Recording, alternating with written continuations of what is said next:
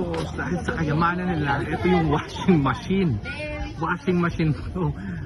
Sabi ni Lolo, dito daw pinapaapoy sa ilalim, tapos syempre tubig, tapos pag mainit na daw ilalagay na yung mga damit sa loob, and then hahaluin lang ng kawayan na may sabon, tapos hahanguin isa-isa, tapos papaluin daw sa nara, tapos yun babanlawan na doon, yun ang banlawan.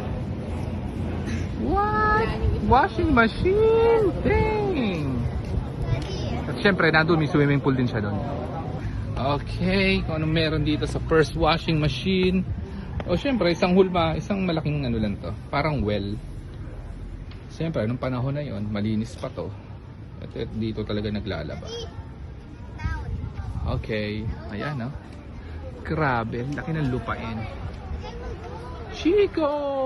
Mango!